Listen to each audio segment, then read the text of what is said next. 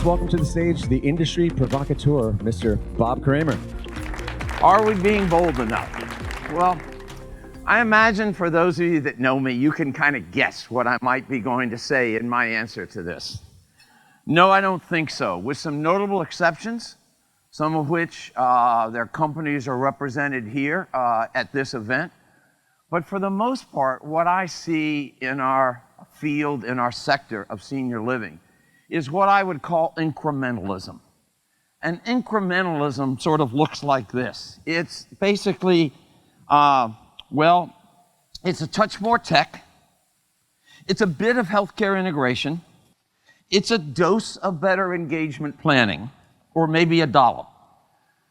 And so we've gotten to the point where, yes, we realize that healthcare for our residents is more than, and the answer to how we're going to meet their healthcare needs is more than just saying we have a van and it takes mom or dad to their doctor's appointments, and at nights and on weekends we have a great relationship with the local paramedics. And we realize we've got to move beyond that. And we realize then when it comes to engagement calendars and engagement activities and so forth, that just simply pointing an answer to the question about that to our community all-purpose room as the answer for engagement on property, and pointing to our van, yes, once again with our name of our community on it, as this is what takes our folks outside the walls and keeps them engaged outside the walls. And I think for the most part, one of the silver linings of COVID is that it's demonstrated the total inadequacy of those two approaches, either to meeting the healthcare needs of our residents or the needs for meaningful engagement. But that said, why aren't we being bold enough? To answer this question, I think we've got to step back for a moment and kind of look at what's happened in terms of the lengthening of our lifespan in this country. So in 1900, life expectancy was 47. In 2000, life expectancy was 78. We gained 31 years. Put another way, my dad, who was a member of the greatest generation, for him, the last third of his life, and for men in his generation, was 44 to 66. And what did that mean for life course? It meant 20s, time of education and training.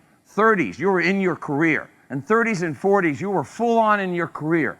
50s, early 50s, mid 50s, that was the apex, the high point. And then the question was, would you retire at 60 or 62 or 65? Each case, in each instance, you were rolling the dice as to how many of those, quote, golden years you would have once you retired to fill the items in your bucket list before you kicked the bucket. And so it was a calibrated sort of gamble with regard to how you did that.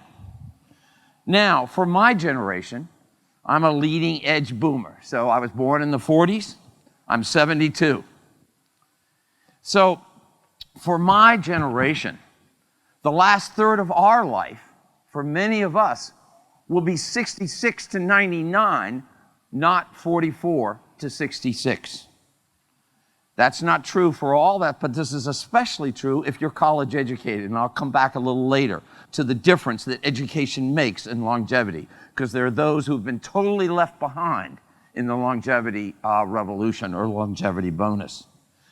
But when you think about it as 66 to 99, then that gives rise to folks like Joe Coughlin at the MIT Age Lab talking about, all right, so what's next for your next 8,000 days? As he points out, 22 to 44, 8,000 days. 44 to 66, expected lifespan for my father's generation, another 8,000 days. And now 66 just to 88, not 99, another 8,000 days.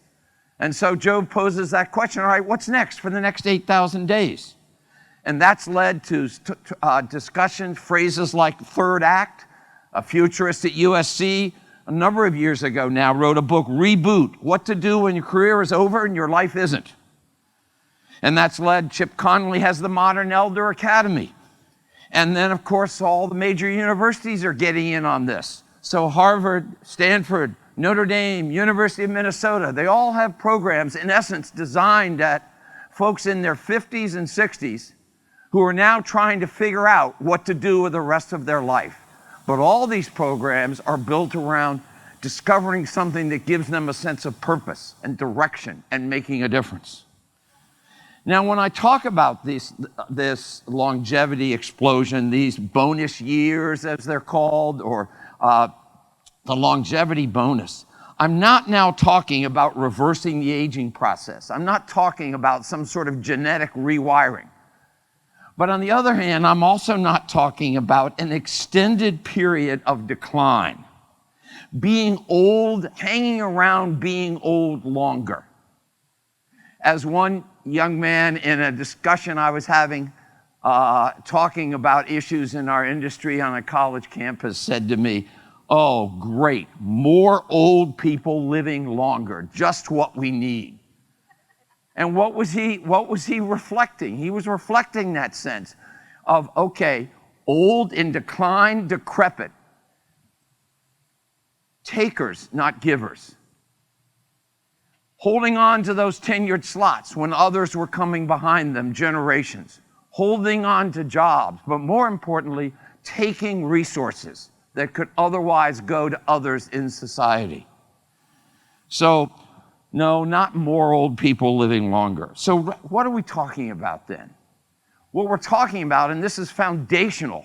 Yeah, I'm getting to senior living, but we're going to get there. This is foundational in terms of, we're talking about a new phase of life, or of the lifespan. A new period of productivity and contribution, which requires rethinking structures, norms, and expectations in our society.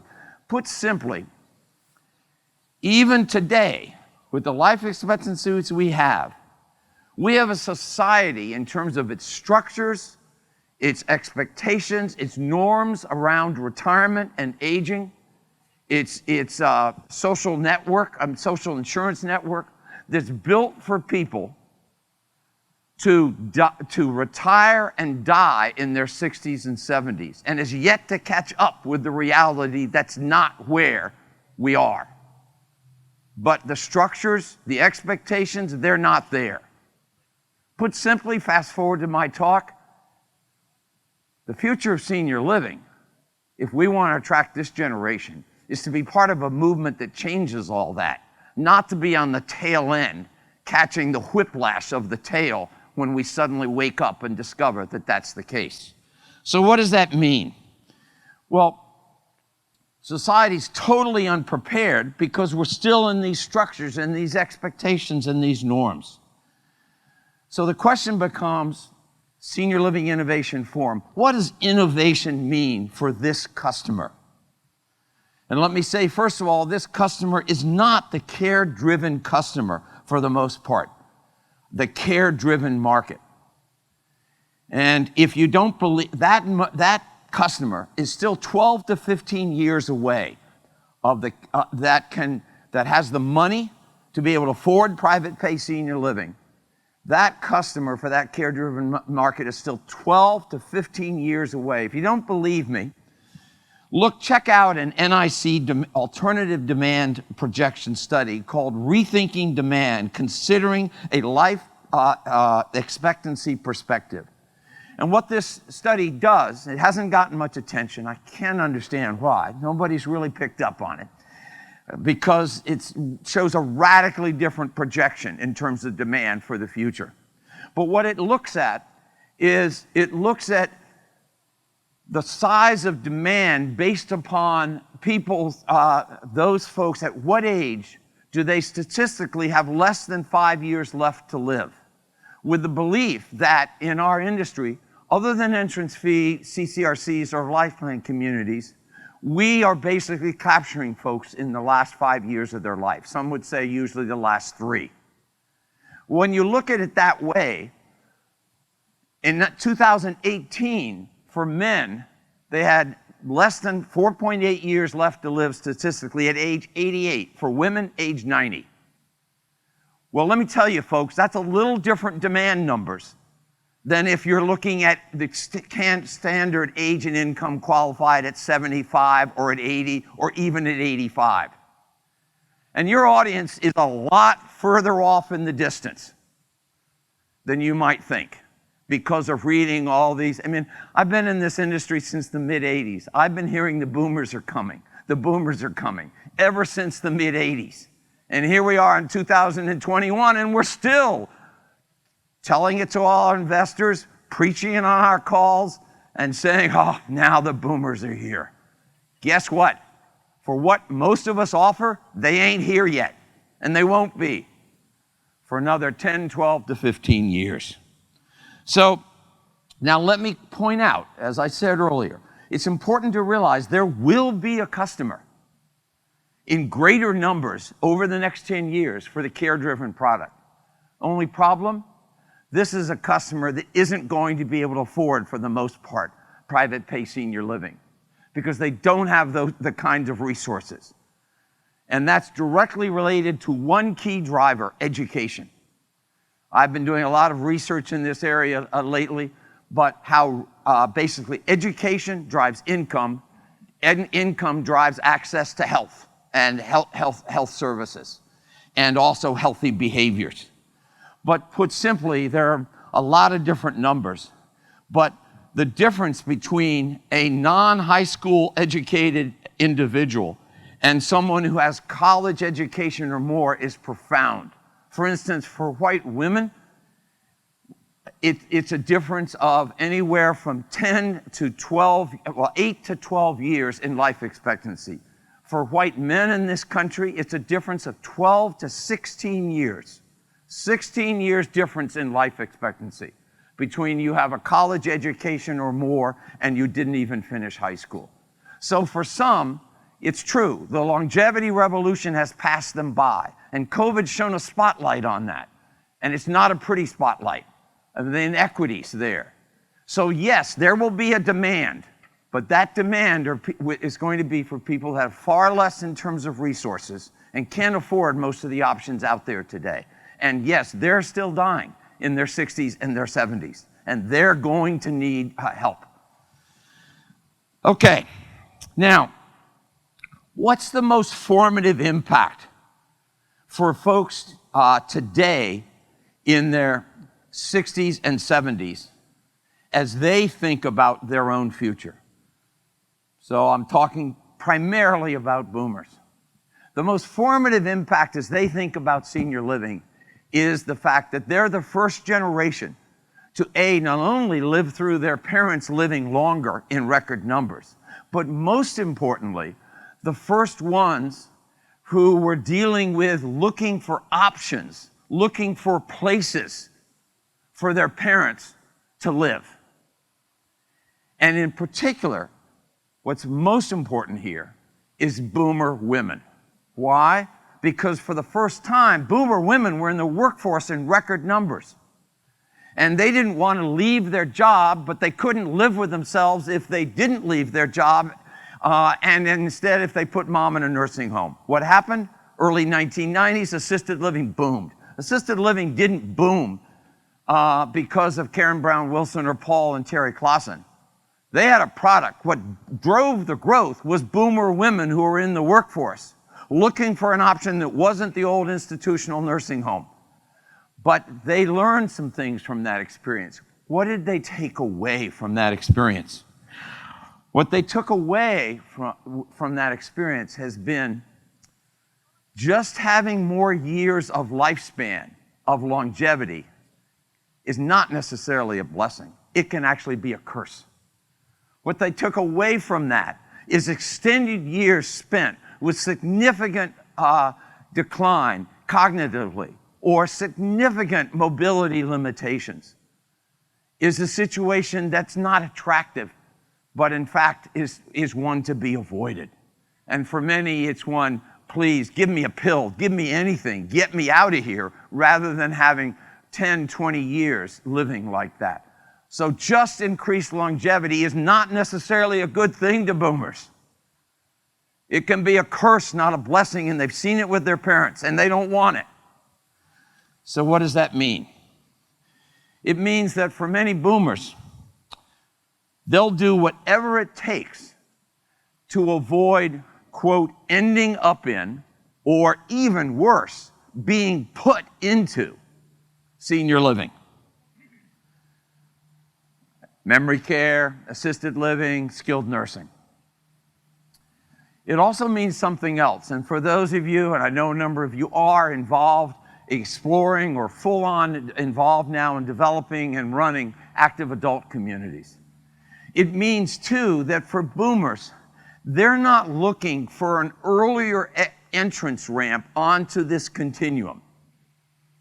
So we just back it up and now we'll offer you active adult. And after that, here's independent living, here's assisted living, here's memory care, and hopefully we'll just avoid the skilled nursing altogether. And so we're going to give you an early on ramp now. We're going to catch you younger. This is great, active adult. Bullshit. That's not the case. That's not what they want, folks. Because for boomers, it's about avoiding ever getting on that continuum to the greatest extent they can. Now, some of it's unrealistic. We never said boomers were knee-deep in realism all the time. But it's about avoiding that continuum, because that continuum represents a perpetuating of a life of decline. And that's not attractive. And we're partly to blame for that. Okay. I'm getting a few things off my chest, so that's what you get. 8 o'clock in the morning in the mountains, come on.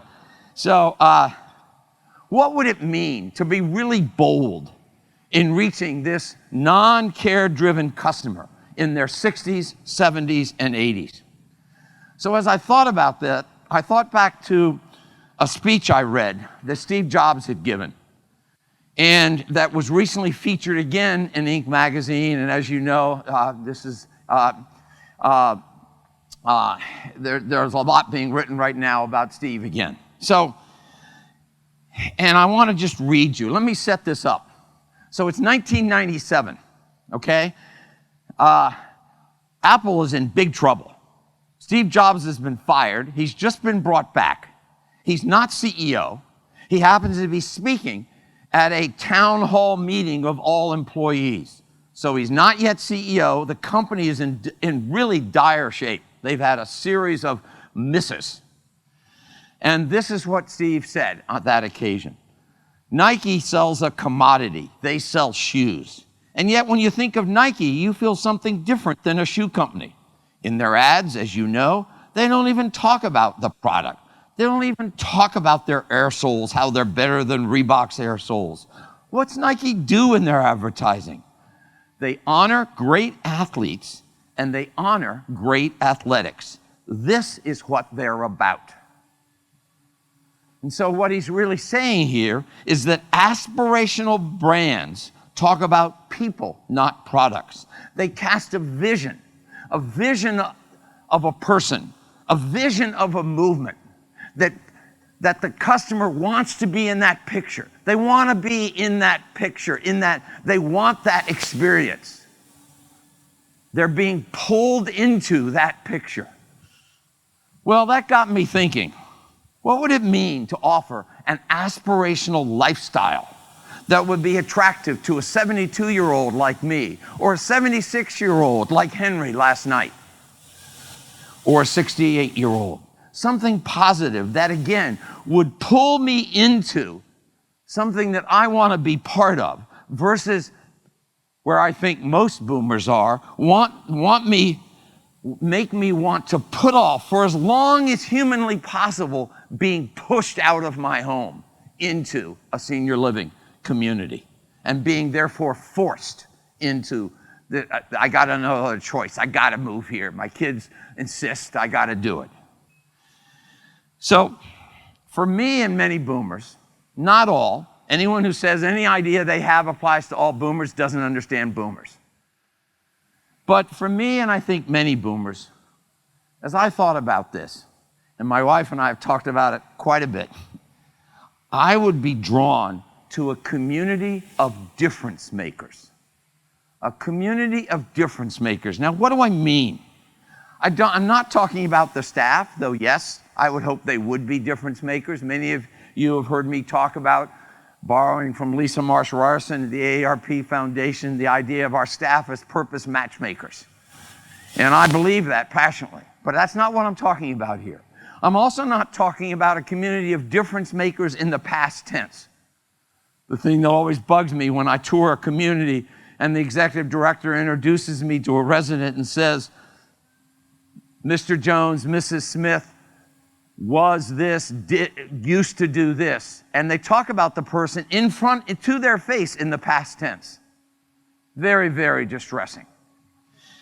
No, I'm talking about difference makers in terms of resonance in the present moment, who in what they are doing now and who they aspire to be and what they aspire to do, who are difference makers. Difference makers can be on global level, a local level, a personal family level. It can be relationally oriented people. It can be issue oriented. Difference makers can be as simple as I'm a difference maker in my grandkids' lives, or in other older adults, or in the local community, as Henry said last night, getting outside the walls and making a difference. It can be with those less fortunate. It can be global, sustainability, global warming. It can be with staff. Just a couple of anecdotes. Staff at Goodwin House in Northern Virginia. One resident got to know one particular longtime staff member who was an immigrant and discovered that he had been struggling for years to get his citizenship. But he had two huge barriers.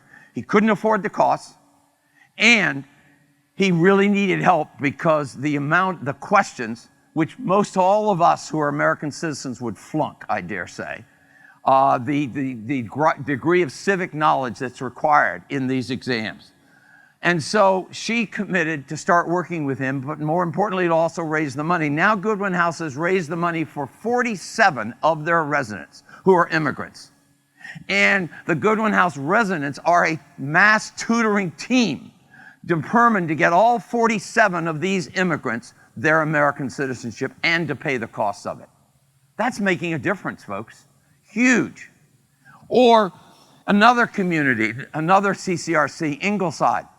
And in Ingleside, the residents were asking the staff in early COVID, what are the things that most worry you as you come into our community? Not when you're here, but when what are the burdens you're bringing with you? And to a person, they all said their kids who are now home and were not learning. Even if they were supposed to be learning virtually, they weren't. And they were really, really concerned about what that meant and this lost opportunity. So the residents said, we've got degrees, we've got college degrees, we've got masters, we got PhDs. And so they started a program of adopting the children of the staff and tutoring them online, virtually. And not just tutoring them in subjects, but also mentoring them in life skills and in career aspirations. Time doesn't allow, Michael will get upset with me, but there are many other examples. These are difference makers, folks, but they're also going against the grain of how society and even older adults think about their present and their future. It's what the Japanese call ikigai, a reason to get up in the morning. Wonderful that Henry stole my line last night and talked about, yes, doing these things that give you a reason to get up in the morning or a reason to get up for breakfast. So if senior living is going to reinvent itself, if it's going to attract the non-care-driven market of folks in their 60s, 70s, and 80s, it's going to have to be part of a movement that rethinks this period in our lives and offers an aspirational lifestyle, an attractive vision that draws me in. If not, it's just going to continue to be seen as a farm where you park old people while they die. You may have great amenities. You may have great activities that people enjoy. You may have heartwarming stories about the prior lives of so-and-so and so-and-so. Now you may have news stories about how great the dope was and the experience we had last night, and it takes me back to when I was 19. But the reality is, it's still in the old paradigm, the old model of old age.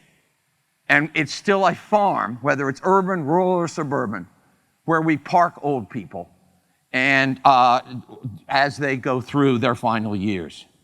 Instead, what I want and what I think many boomers want is to be part of a movement of difference makers, realizing that that's how that expresses itself is as varied as the people themselves are going to be. But it's based on who I am today and who I want to be, not just who I was. And you know what? This kind of engagement is actually good for my healthy longevity. I'm much more likely that my health span is going to actually match my age span, the fear of boomers, if I'm doing this kind of thing. And yes, only incidentally, if at all, will this actually be age restricted. It might be, it might not be. But that won't be the key thing about it. The key thing about it is this is a place of people who are difference makers, and it really feels good. And I have a reason to get up the next morning. Now, as I said, this is a movement.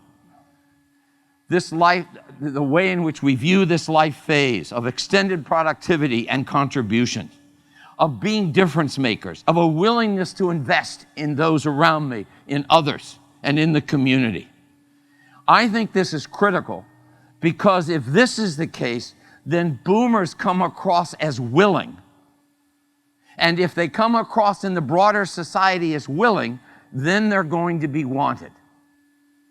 To put it another way, if instead boomers are just the entitled generation, you owe me. I don't care how much your taxes go up, you owe me. And I don't owe anything back to society. I'm just here to take a ride off your tax dollars and, you should be nice to your elders and treat them well. Well, if that's the case, boomers will come across not only as unwilling, but also they will be unwanted. And that, ladies and gentlemen, will be a disaster for our society. So I would say for my own sake, 72, for the healthy longevity of this generation and future generations, for our local and national economy, and most importantly, our social fabric, we need this movement. And senior living needs to be part of it. If it's not, if it's trailing at the rear end, it has a dim future, in my view.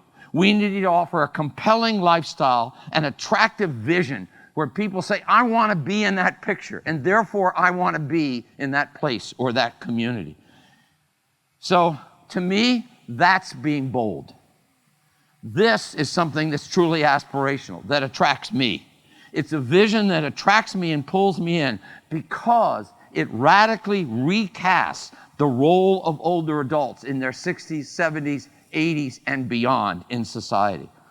This is the opportunity for senior living to reinvent itself, but it's also part of society to rethink this enormous resource that right now goes, for the most part, totally unused, and perpetuates a notion to older adults that basically they're pretty much worthless other than esteem we should give you because of your age.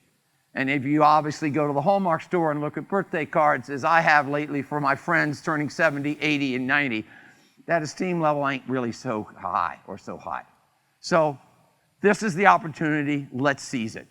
It means an aspirational vision that pulls the customer in, where they're not thinking about stainless steel appliances or granite countertops or how good the food is. Those are all maybe table stakes, but they aren't the thing that compels me to, and attracts me and pulls me in. Thanks very much.